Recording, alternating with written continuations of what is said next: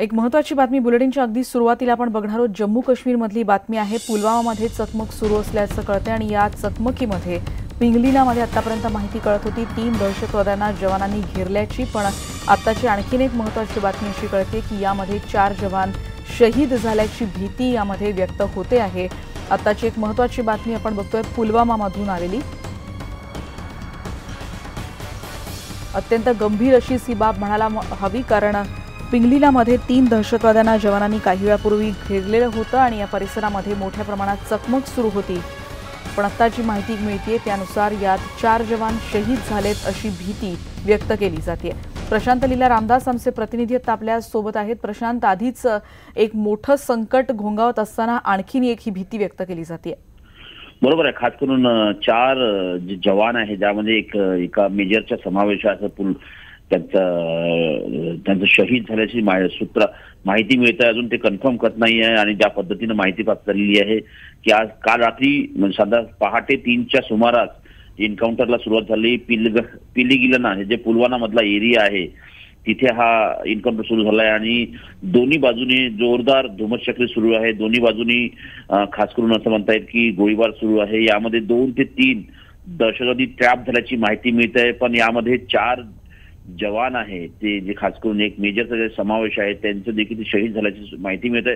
पण अजूनही या संदर्भात औपचारिकपणे बोलणं शक्य होणार नाही। पण ही जी धुमश्चक्री ही जी चकमक सुरू आहे या चकमकी संदर्भातली जी माहिती आहे जर बघितलं आपण तर काल साधारणतः सायंकाळच्या सुमारास कळलं की 4 दहशतवादी हे पिलीगिलनात लपून आहे आणि तिथे त्यानंतर पहाटे 7:30च्या सुमारास तिथे चकमक सुरू झाली। पण दुसरं महत्त्वाचं म्हणजे गेल्याच आठवड्यामध्ये ज्या पद्धतीनं पुलवामामध्ये जवळपास सीआरपीएफचे 40 पेक्षा जास्त जवान हे शहीद झाले त्यानंतरचं हे पुलवामामधली दुसरी घटना आहे।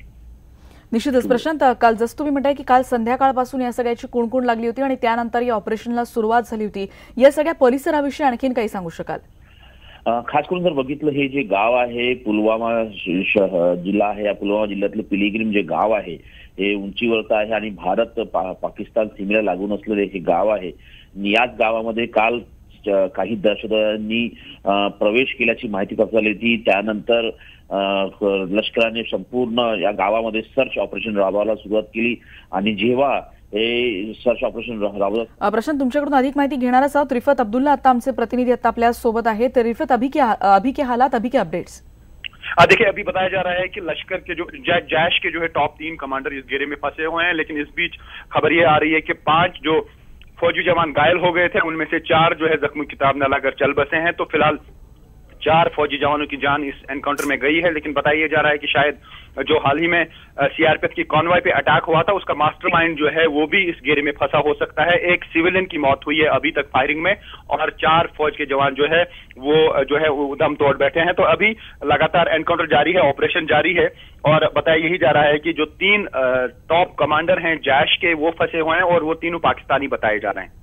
जी, जसं तरीफत सांगतात आताची अत्यंत महत्त्वाची बातमी, पिंगलीलामध्ये 3 दहशतवाद्यांना जवानांनी घेरलेलं होतं आणि ज्यामध्ये 5 सैनिक तिथे काम करत होते आणि त्या मोठ्या प्रमाणात तिथे चकमक सुरू होती आणि तिथे आता जी माहिती मिळते त्यानुसार 1 मेजर आणि आणखीन 3 जवान शहीद झालेत अशी माहिती सध्या मिळते आहे। पण अजूनही अधिकृतरित्या याविषयीचं आपण म्हणू शकतो की पुष्टी अजून झालेली नाही। पण पिंगलीलामध्ये 3 दहशतवाद्यांना जवानांनी घेरले आणि जसं आता रिफत सांगतायत त्याप्रमाणे पुलवामामध्ये जो मोठ्या प्रमाणात हल्ला करण्यात आलेला होता त्याचा मास्टर माइंड यामध्ये आहे अशी देखील माहिती सध्या कळते आहे। आताची अत्यंत महत्त्वाची बातमी ती म्हणजे जम्मू काश्मीरमधून आलेली पुलवामामध्ये मोठ्या प्रमाणात चकमक सुरू आहे आणि जसं आता प्रशांत सांगत होते त्याप्रमाणे काल रात्रीपासून ही चकमक सुरू आहे जवानांमध्ये दहशतवाद्यांमध्ये आणि आता जी माहिती कळते त्यानुसार जैश ए मोहम्मदचा एक जो मास्टरमाइंड आहे परवाच्या हल्ल्याचा तो यामध्ये असण्याची माहिती सध्या कळते आहे। पुढची महत्त्वाची बातमी आपण बघणार आहोत। पुलवामामध्ये गुरुवारी हल्ला झाला होता आणि त्यानंतर पाकिस्तानी दहशतवाद्यांनी केलेल्या भ्याड हल्ल्यानंतर केंद्र सरकारनं काश्मीर खोऱ्यातल्या फुटीरतावाद्यांना आणखी एक दणका दिलेला आहे। सरकारनं जम्मू काश्मीरमधल्या सगळ्या फुटीरतावाद्या नेत्यांची सुरक्षा काढून घेतली आहे। काश्मीरमधील फुटीरतावाद्यांना सरकारचा दणका, सर्व फुटीरतावादी नेत्यांची सुरक्षा काढली। पुलवामा हल्ल्यानंतर सरकारचा मोठा निर्णय। पुलवामा हल्ल्यानंतर केंद्र सरकार आत्ता कुठे खऱ्या अर्थानं ॲक्शन मोडमध्ये आलंय. दहशतवादाला छुपा पाठिंबा देणाऱ्या सर्व फुटीरतावादी नेत्यांची सुरक्षा सरकारनं काढून घेतली. सरकार या फुटीरतावादी नेत्यांच्या सुरक्षेवर वर्षाकाठी 10 कोटी रुपये किमान खर्च करतं. एक नजर टाकूयात सरकारनं कोणाकोणाची सुरक्षा काढून घेतली ते. मीरवाईज उमर फारूक, अब्दुल गनी भट, हाशिम कुरेशी, बिलाल लोन, शब्बीर शाह या सर्व फुटीरतावादी मंडळींना पाकिस्तानकडून आर्थिक मदत मिळत असल्याचा आरोप सुद्धा भाजपच्या नेत्यांनी केलाय. कि आप अपने अलगाववाद की बात करिए, लेकिन भारत और कश्मीर सरकार की सुरक्षा के तले आप अलगाववाद की बात करेंगे, सहयोग लेंगे भारत सरकार से, कश्मीर सरकार से, और भारत को तोड़ने की बात करेंगे, तो ये नहीं चलेगा. तो अगर ये फैसला हुआ है, कश्मीर सरकार ने फैसला किया है, तो अच्छा स्वागत योग्य फैसला है. ये फैसला पहले होना चाहिए था. आतंकवादियों के परिवारों की जो मदद है यही लोग कर रहे हैं, पत्थरबाजों को भी यही मदद कर रहे हैं. और मुझे तो आज मेजर गंगोई का वो जो है निर्णय याद आ रहा है, जब उन्होंने जीप के आगे बांध करके एक पत्थरबाज को लेकर के गए थे. मैं समझता हूं कि सुरक्षा बलों को जितने भी कश्मीर के अलगाववादी नेता हैं उन सभी को अपनी गाड़ियों के आगे बांध करके लेके जाना चाहिए. अब आप सुरक्षा वापस ले भी रहे हैं तो सिर्फ इन 5 की क्यों, यासीन मलिक और गिलानी जैसे डॉन्स की क्यों नहीं? इनकी सुरक्षा वापस लेने का ही समय नहीं है. इन्हें कश्मीर से बाहर निकालकर देश के सुदूर कोनों में एकाकी रखकर नजरबंद करने का समय है, ताकि वो कश्मीर में अपने घरों से और अपने आरामदायक कमरों से जिहाद का नेतृत्व न कर सकें. प्रत्येक फुटीरतावादी नेत्याच्या सुरक्षेसाठी 20 ते 25 सुरक्षा रक्षक दिवस रात्र तैनात असायचे. मीरवाईज उमर फारूक यांच्या सुरक्षेसाठी वर्षाकाठी 5 कोटी रुपये खर्च व्हायचे. या फुटीरतावादी नेत्यांना इतक्या सगळ्या सुविधा पुरवून सुद्धा ही मंडळी मात्र नेहमीच स्वतंत्र काश्मीरच्या मागणीचं तुणतुणं वाजवत राहायची. या मंडळींनी काश्मीर खोऱ्यात मोठ्या प्रमाणात संपत्ती सुद्धा गोळा करून ठेवले. तरी सुद्धा ही मंडळी तिथल्या सुरक्षा यंत्रणांवर उठसूट टीका करत फिरत होती. आता ही सुरक्षा काढून घेताच या मंडळींनी नाराजीचा सूर आळवलाय. हाफिज सईद कहां बैठा है? पाकिस्तान में. हिजब का पूरा जहाद कौंसिल कहां बैठा है? पाकिस्तान में. तो जो बिहार में, जो देहरादून में बच्चियां हमारी, बेटे हमारे पढ़ रहे हैं, उनको रोबदाब करना, उनको खौफजदा करना क्यों? जुर्रत हिंदुस्तान की टांगे दिखाए ना, जाके ले आए ना हाफिज सईद को, जाके ले आए ना, भेजे ना कमांडो अपना जैश मोहम्मद को, जाके लाए ना जहाद कौंसिल को. हम गरीबों पे क्या है, गुजर नगर के लोगों को मारो. पाकिस्तानची आर्थिक कोंडी केल्यानंतर सरकारनं आता काश्मीर खोऱ्यातील दहशतवादाला खतपाणी घालणाऱ्या मंडळींवर लक्ष केंद्रित केलंय. फुटीरतावादी नेत्यांची सुरक्षा काढून घेणं हा देखील त्याचाच एक भाग होता. पण आता या कठोर निर्णयामुळे काश्मीर खोऱ्यातल्या दहशतवादी कारवाया आणखीन वाढणार नाहीत याची सुद्धा सरकारला विशेष खबरदारी घ्यावी लागेल. Bureau report, news 18 Lokmat. आणि पुलवामामध्ये झालेल्या हल्ल्यामध्ये सीआरपीएफचे जवान शहीद झाले. अवंतीपुरा येथे दारीमध्ये या दहशतवाद्यांनी आत्मघातकी हल्ला केला होता आणि या हल्ल्यानंतरचा व्हिडिओ समोर आलाय, ज्यात सीआरपीएफच्या ताफ्यामध्ये एकच खळबळ उडालेली होती. जवानांना काही क्षण नेमकं काय झालंय ते देखील कळेनासं झालं होतं, हे या दृश्यांमधून स्पष्ट दिसतंय. आपल्या बंदुका सरसावून ते घटनास्थळाकडे धाव घेत आहेत आणि या स्फोटानंतर आकाशात धुराचे लोट उठताना पाहायला मिळत आहेत. हेलो हेलो বাসখান কোথায় উড়ে গেছি? এখন নাই বাসত, এখন নাই, একোই নাই, সব উড়ে গেছি. ও মোর আগর বাসখানত ধুছি. ওই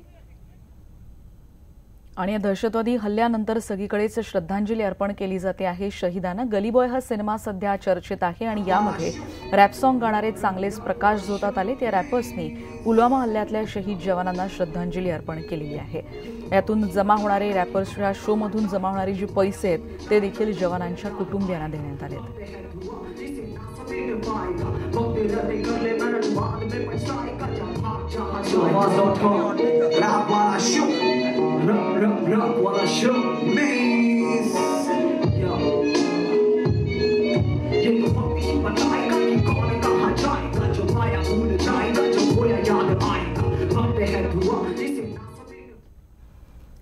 आणि आता एक वेगळी बातमी आपण बघणार आहोत. लग्नाची वरात म्हटलं की नाच गाणी धांगडधिंगा हे सगळं उघानं आलंच, हे आपण नेहमी बघत असतो.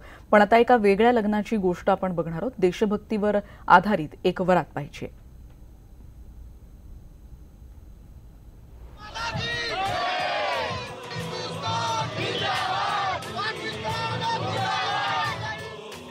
ही कुठलीही देशभक्तीपर रॅली नाहीये, तर ही आहे लग्नाची वरात. तुमचा विश्वास बसणार नाही, पण हे घडलंय गुजरातच्या वडोदरामध्ये. त्याचं झालं असं की दीपिका आणि महेश यांचं काही दिवसांपूर्वी लग्न ठरलं, पण त्याच दरम्यान 14 फेब्रुवारीला पुलवाम्यात दहशतवादी हल्ला झाला आणि देशभर संतापाची एकच लाट उसळली. शहीदांना श्रद्धांजली वाहण्याचे कार्यक्रम सुरू झाले आणि हाच धागा धरून वीरेश कुटुंबियांनी आपल्या वरातीचे रूपांतर चक्क देशभक्तीपर रॅलीत केलं. हमारी यही इच्छा है कि जो हमारे देश की रक्षा करते हैं उनके लिए हम उनकी श्रद्धांजलि के लिए आज हम हमारी शादी उस तरीके से मनाना चाहते हैं. वो उसी में हमारी खुशी है. हमारे देश के जवान जो है वो शहीद हो गए, हम नहीं चाहते कि धूमधाम से बनाए उनको, यानी हम सलामी देके बनाना चाहते. तो आपकी भारत में कौन से गाने बज रहे हैं ये बताइए. हमारे भारत में ओनली फॉर हमारे इंडियन गाने बजेंगे, देशभक्ति के गाने. देशभक्ति के गाने. कर चले हम फिदा.